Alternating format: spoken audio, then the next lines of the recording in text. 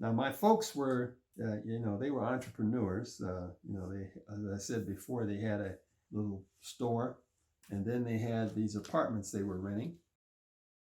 Probably the latter part of 47, the early part of 48. They were looking for a farm, and they found a farm in Bloomingdale, Michigan. My mother had grown up on a farm in Kentucky. She wanted to get out of Chicago.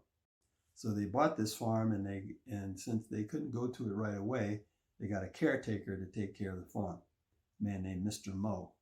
Mr. Moe was taking care of the farm, and we go up there sometimes on the weekends. Now, Mr. Moe evidently had been a farmer somewhere, but he had a bull with a ring in its nose, and he had a chain, to the ring, and then the chain was tied to a stake. So the bull couldn't go very far. He had an area out by the barn that he could go in. And it was a huge barn, with a tall, huge silo. Had stalls in there for milk cows. Had a big hayloft. Had a well with a windmill. It was quite a large barn. Then there was a chicken coop just a little ways from the barn. We fenced in a yard around the coop for the chickens that we were going to get once we got to the farm. My father built a garage for the car, cinder block garage, and and there was a wooden garage there already, which was more like a tool place. They had parking spot for one car, but there were benches. There were like a bench for the tools and working on things in there. It was painted a little red frame building. And then there was a house. The house did not have plumbing. It did not have running water. It had a pump, a hand pump in the kitchen. You could prime the pump, and then the water would come out. And so when my folks bought it, they put in a cesspool, and they put in toilet, and they got running water they dug a well and got running water into the house. They put a bathroom in because we had an outhouse when we first bought it, and you would come up. There was a porch in the back. You come up the steps to the porch. You come inside, and then you could go in the house, or you could go down. You went down. There was a landing, and there was a concrete floor where they had a wood cook stove, old-time cook stove, wood cook stove. It probably had at least four, maybe more plates to it. But you'd have to build a fire in there, and then cook your stuff on top of the stove. And you can even bake. It had an oven to it. And now you talk about old-time stuff. That was old-time stuff, but that's the way it was. But that whole area there was concrete floor. So if anything had fallen on the floor, any kind of embers, anything was going to happen. And then there was a basement, so we'd go down into the basement, and my folks put a furnace in there. But they put a wood burning furnace in it. It wasn't oil. So you'd have to go out and chop wood, put in this furnace. And you could burn coal in it. But it was interesting because if we would leave and go to Chicago, there's nobody there to keep the furnace going. So we get back after the weekend, the house would be, 30 degrees or whatever it was. And we'd have to the first thing we do was build a fire in that furnace and get that furnace going and to heat up the house. It would take a day to 2 days to warm the house after we had gone for a weekend. And, Michigan winters, 30 degrees and below, and 20 degrees and all that kind of mess. It was always a challenge. And then the other thing you have to worry about is if you went away for too long and it was cold, your pipes would freeze. Then you were in a hurt for water until you could get those pipes redone. And so that was always a challenge. Another thing about that place was on your road, if you were coming up the road, our house was like up on a landing up, like it was up on a hill. And the road would be here, and then you would have to go up, and then the yard would go to the house. So our driveway was built up past this incline. It was inclined past this ledge, And in the winter, the trucks, the snow plows would come by, and you get a lot of snow in western Michigan, a lot of snow. The snow plows would come by throwing snow up high, and it would just fill in that dugout, going up. And so once that got filled in, a kid of 7, 8, 9, 10 years old trying to dig that out would be days trying to dig that out. And from one pass of the truck, because what would happen, they would put salt on the snow, so the snow would be melted. They would throw it up, and then it would harden overnight. So when you come out there and start trying to dig, you have to get through the ice first before you can get to the soft snow. So it was murder. So sometimes, and especially when we first moved up there and after Winton left, I know that, and my mother wasn't driving, so it wouldn't make any difference if we could dig out anyway. We weren't going anywhere. But we used to order food from the store in town, and they would come in a bushel basket, and they would drop it at our driveway. We would go down and pick the food up and take it in the house, and continue digging until we could dig out. These are the joys of living in the country. So finally, my mother had driven in the city before, but when we went to the country, she still wasn't driving, but she finally realized that she was going to have to start driving again. So in 1955, they bought a brand new Chevy Bel Air. Beautiful car. It was gray on the top and kind of a coral pink on the bottom.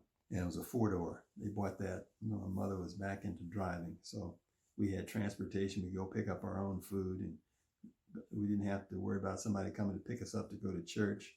She could go, and we could visit other friends around the area. And so that was a great day when she finally started driving again. My mother, as I had said, had been a farm girl. Her father was a very successful farmer. That's the way he made his living. He was profitable in Kentucky. And so she knew a lot about farming, and she loved farming. And so she had us out there farming. And we had beans, everything in the garden. Sometimes we raised pickles and beans, and Winton was big in putting in corn. He had the whole place in corn there at one time. But it was a lot of work, You had to be out there hoeing. And in Bloomingdale, the hard thing was crabgrass. This stuff had roots on it that just went everywhere. And you could take the sharpest hoe, and it would take you forever to dig to get those things out. It was just horrendous. But fortunately for some crops, we had a tractor that had a cultivator on it. And what a cultivator is, it had all of these, I guess you call them like wedge-shaped knives, and they would go and pull all the weeds up. Like if you had a row of corn, it would go both sides, and it would throw dirt up and then dig the weeds out. So we could do 2 rows at a time. And so for some crops, we didn't have to hoe, but for other crops, we would have to be out there hoeing. And it would be, it's work, let me tell you. Hoeing is work. But the other thing is that when, I kind of grew up 2 places at once, Chicago and Michigan, country and city. And that's beneficial for me because I could move in both societies and not be considered weird. But kids who only grew up in one place were considered weird in the other place. So like if you're in Michigan and kids would come from the city, because we had a lot of lakes in Michigan, a lot of city kids would come to those lakes for the summer, for their parents' summer houses. Well, the country kids talked about the city kids all the time. They were weird, and if they interacted with them, I mean, there was some point of clash there. If I go to the city and the city kids saw somebody from the country that wasn't acclimated to the city, oh, they say, he's so country, he's this, he's that. It was terrible. Fortunately, I was able to motate both. They never quite figured me out, which was fortunate for me, you know. And there also, if you're in the country, you know stuff the kids in the city don't know, you know, about life, because, you know, the kids in the city, kids in the country see everything. They see all the animals, you know, come together to make babies and all this stuff. So the kids know all this stuff, and they talk all this stuff like it's nothing, but they'll be saying, oh, you know, we had such and such, and or if they see a couple cows copulating, you know, they use the roughest language to explain that, but it's not considered cussing. It's just language about what the animals are doing, you know. Now, for instance, there was Ronnie came out. He's a city kid, completely city, and he saw a rooster. He saw a rooster, but he says beating up on a hen, jumping on her back and pulling her neck feathers and all of this. He said he's a mean old rooster. Well, the rooster he was having a sexual good time, Ron. That's what he was doing. And but he wasn't mean to her, but he was a mean rooster. He just wasn't mean to the hen. He's mean to people. Now, one of the funniest things that happened with the rooster was that when my father came out, my father's completely city boy. My father came out, and the rooster had gotten his Cheerios, and he was going to beat up on anybody. Well, let me tell this one first. I used to go out to the chicken coop every day. My mother used to send me out to open the chicken coop so that the chickens could get out and go into the you know, their fenced yard and have their good time outside before it was time to go to roost. So I would go in there, and I have to walk through the chickens to the back of the coop, and there was a rope, and I would pull the back door open, and they would just whoosh, they'd get out as fast as they could. And I'd tie that rope up until nighttime, and then once they came in to roost, I would go and untie that and let that trap door down. So anyway, one day I went in there. I'm just a little kid, you know. We had just moved up there, and these chickens had gotten big enough, and he had matured to a place where he thought he was the king of the farm. And I go in there, and I'm pulling the thing up, and I feel all this stuff brushing around my legs. What was that? I turned around, and there was this rooster. He was a white rock. He was completely white with the red comb and the red, you know, flipping over. And there he was standing there, you know. And I said, you know, I don't know what. So I go do something else, and I feel all this stuff on my leg, and I look at him. He'd just be standing there. And so anyway, I start walking toward the door, and there he would follow me. And finally I figured out this rooster is jumping on my legs. And finally he was looking mean, and I looked at him, and then he jumped at me, and I was like, wow, I was out of there. And I mean, I was running, and I left all the doors open, and he was after me. He came on outside after me, you know, and I'm yelling, and my mother comes out wondering what in the world is wrong. She's standing on the back porch of the house. And so anyway, I fly in past her, and he's trying to get in the house after me. Of course, she's not letting him in.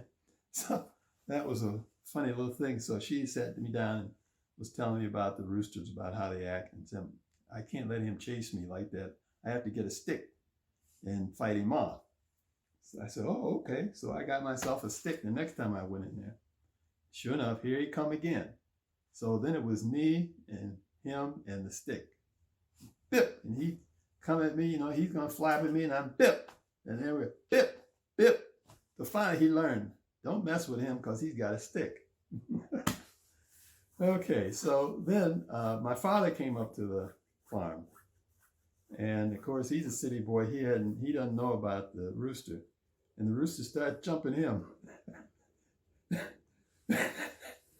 So he goes to the house. He's telling me, that rooster, he's jumping at me. And mother says, yeah. He says, you'll have to you'll have to get a stick. Nathan had to get a stick to him, So my father, I don't think he wanted to use a stick, so he was trying to talk to the rooster. Get away from me, and his classic, get away from me, you better get out of here. And he'd stomp at him, and of course the rooster would jump back when he'd stomp at him. But they had a time until finally my dad had to go get a stick and get the rooster off. But he was a mean rooster. And then we got another rooster who was speckled, but he was bigger than, we used to call the white rooster Pretty Man. And we got another rooster who was speckled, but he was big, but he was clumsy. And sometimes they would fight. So I finally, and this is something bad on me, I found out that they would fight. So there was a little closed in pen I would put them in. I hit them both and they'd start fighting. And so I had a cockfight going on my property, which I don't think my mother ever knew about, but periodically if I wanted some fun, I would have them do that. Unfortunately, I was always rooting for the other rooster, but the Pretty Man was usually better. Huh? The speckled rooster? Yeah, because Pretty Man was such a bad guy. I would want somebody to beat him up. He needed to be beat up.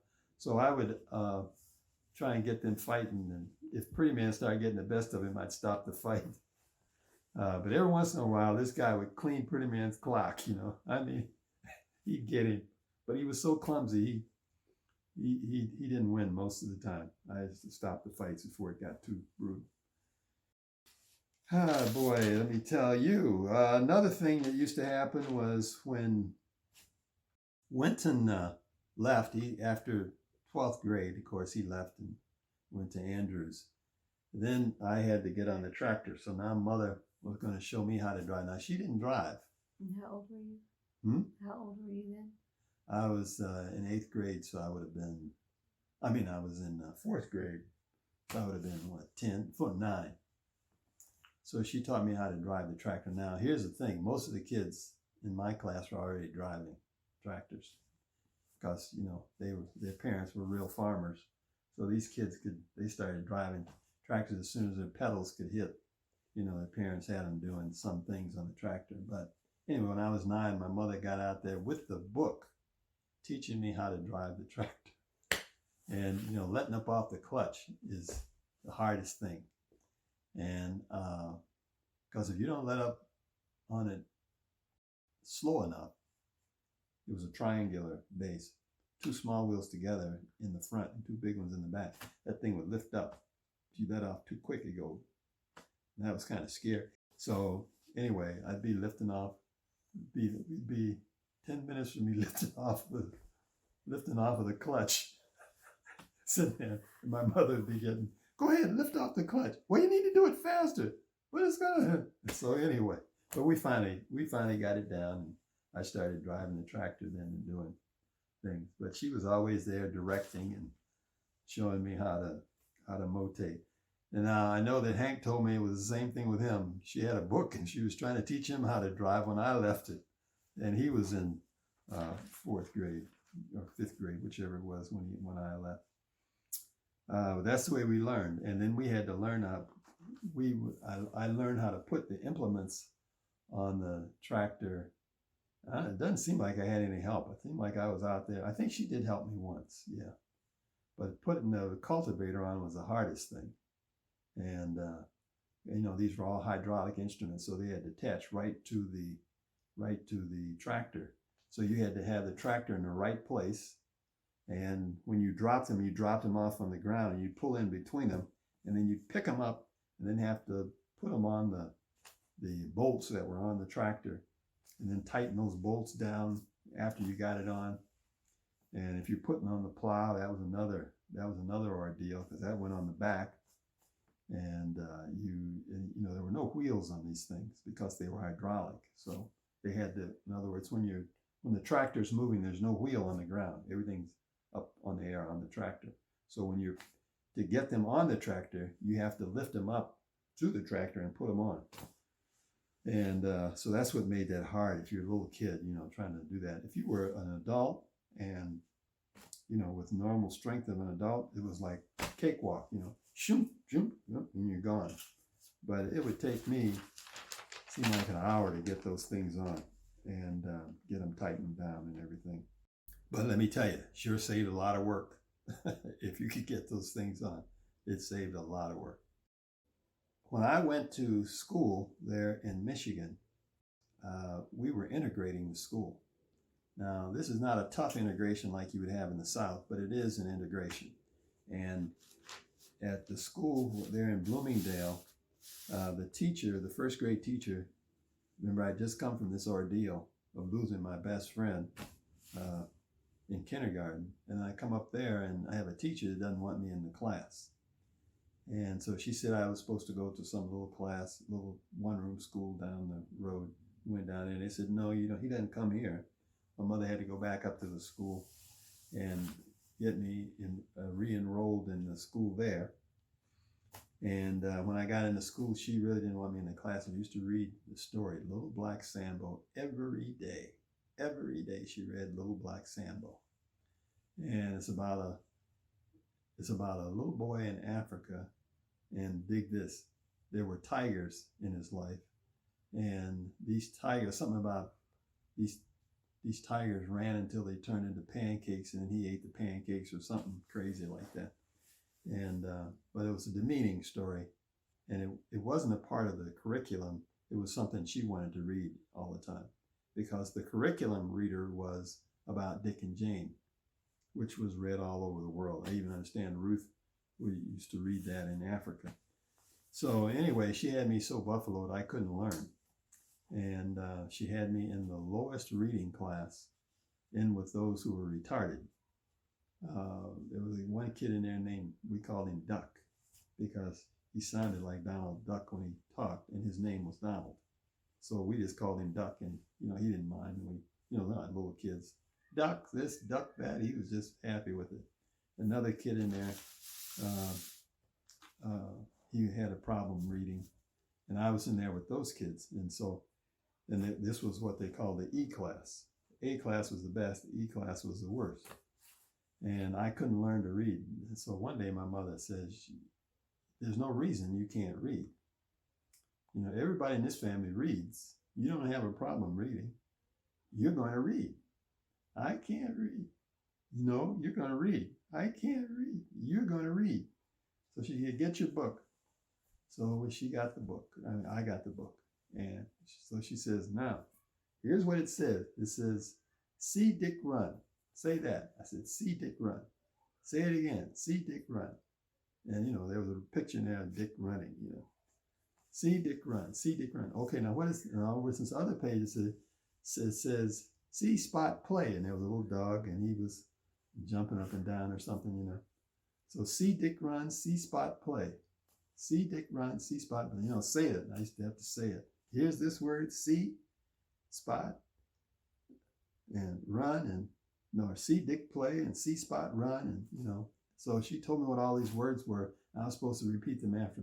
Then she would go, okay, so what does it say over here? I look at it, I don't know. She said, it says, see Dick run. Say it, see Dick run. So what does it say over here? I don't know. Well, you just said it was see Spot play. Say it, see Spot play. Well, she kept going back and forth between these two sentences, and I wasn't getting it. I can't read. So she says, well, if you don't get it the next time, you're going to get a switch. So what does it say? I don't know. She said, shh.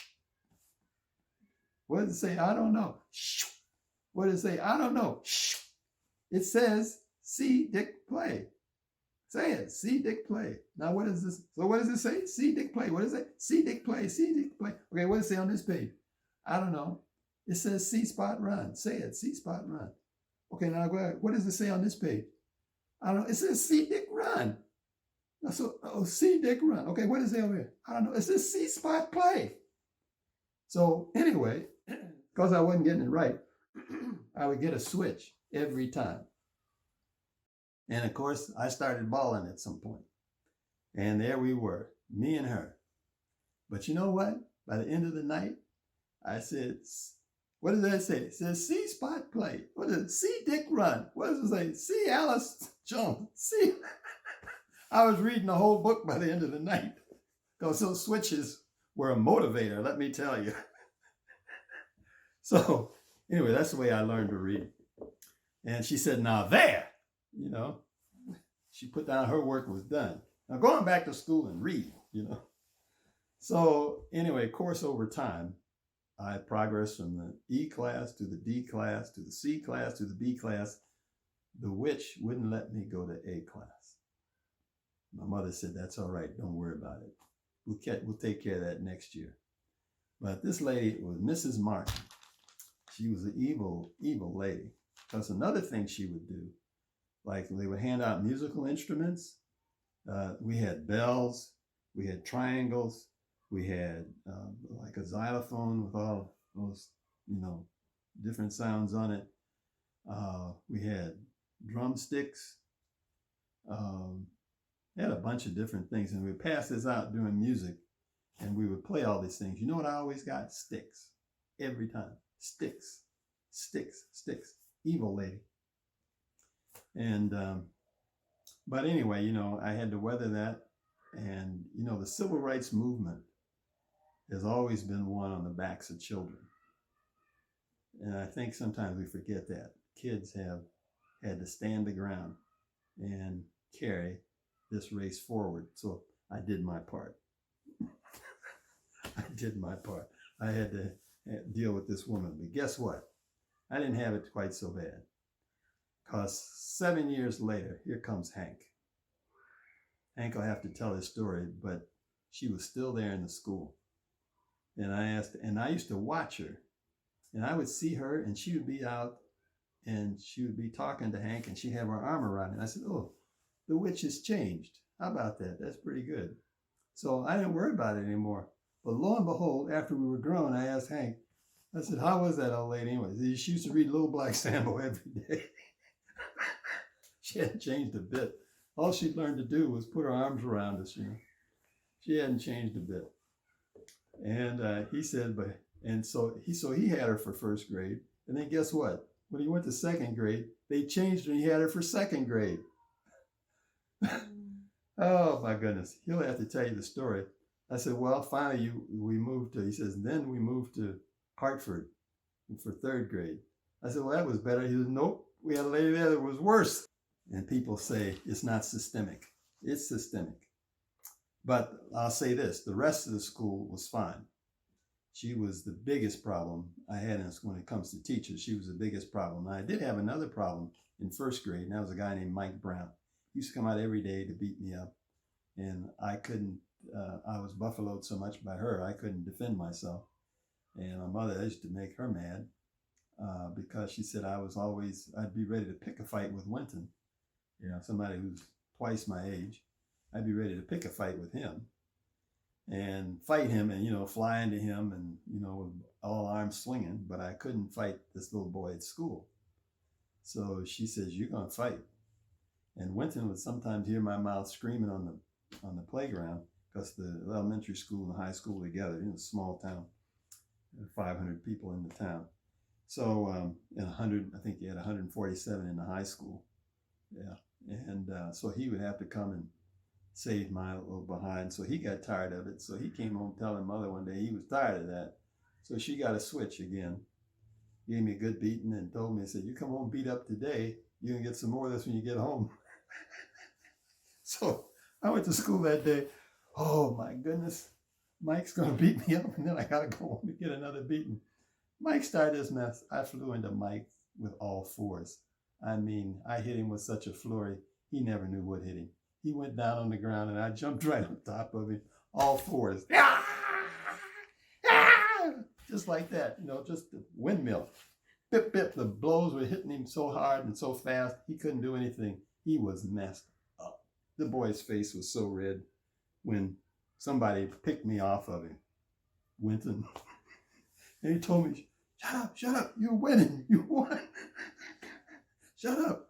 I won that fight, so he went home. And I can remember him telling mother, he won the fight today, but he was screaming all over the place.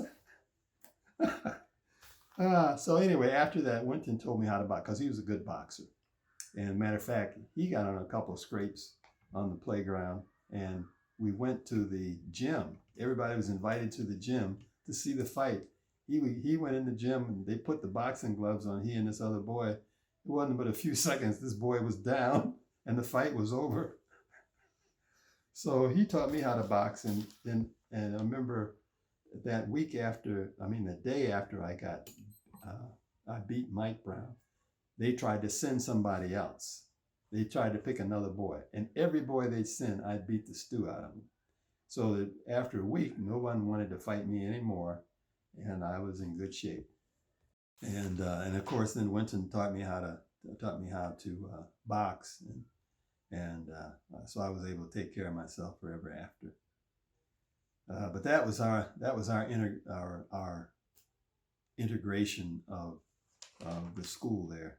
In my class, I was the only little black boy. There was another little black girl from the Jackson family, and I don't remember any other kids in the school who were black other than our two families.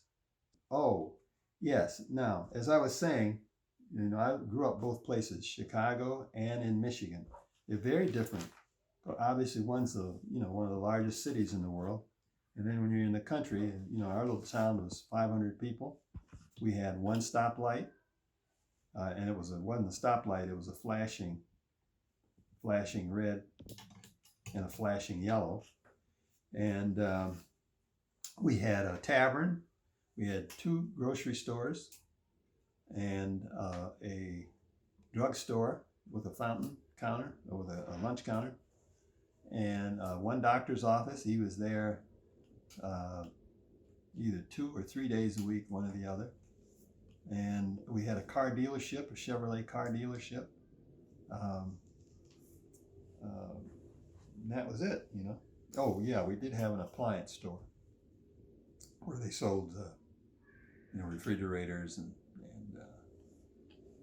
washing machines and things like that. But that was our little town. And like I said, there was 147 kids in the high school. I went there for my freshman year. And in our classes, I think there's like 25 to 35 kids per class in the grade school.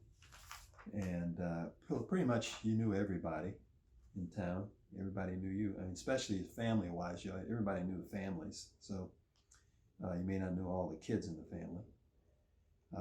But that was our little town. Now, Chicago, big city. I love going downtown, especially at Christmas time, because the stores had all of these decorations in the window, animated beautifully. I don't think they even do those kind of things anymore in any of the cities. But I always loved going to Sears because they had great toys at the Sears in Roebuck. My mother always liked to go to Goldblatt's because I think they had the bargains. Later on, as I was older, I remember when I was in Chicago, I went to work in Chicago when I was 20, making money for college. I stayed there a year. I love shopping at Carson Pirie Scott. And then there was Marshall Fields. My mother used to go in there. But all these stores, then there was Montgomery Ward. All these stores had a different personality about them, and different ambiance. When you go in, you get a different feel. And then another place that was good at Christmas time was the 5 and dime stores, which they used to have back in those days, Cressage and Woolsworth. Where at Woolsworth they had a lunch counter where you get a soda or a sandwich, hamburger, a drink. Plus they had great toys. It was kind of like expanded, something between a drugstore and a Walmart. They were pretty big stores, but it was a great place to be for Christmas. Downtown Chicago was just a fabulous place to be. The difference between the city and the country was animals versus people. One place, the animals outnumbered the people.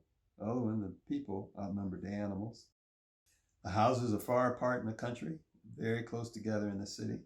The kids talked about different stuff in the city versus the country. You have different conversation with kids.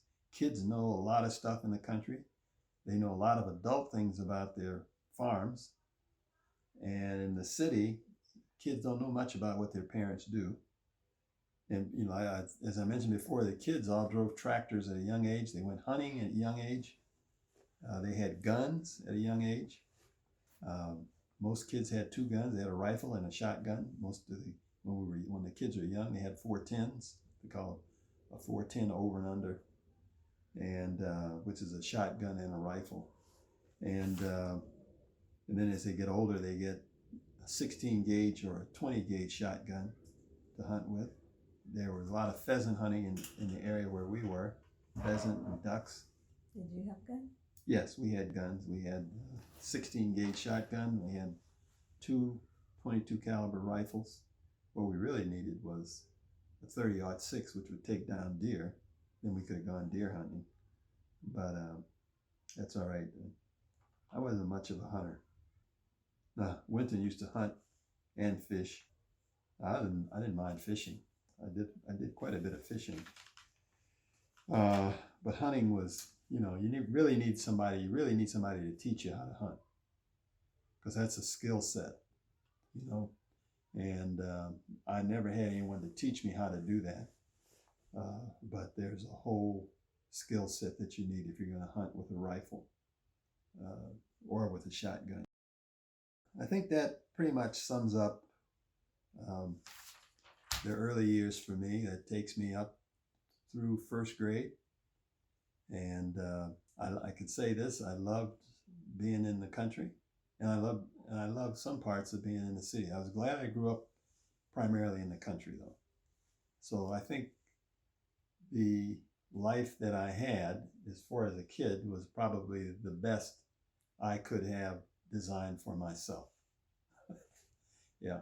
And now, as we go on, next time I'll talk about how my father educated me on some of the finer points of what the city had to offer and what he did to put that out there.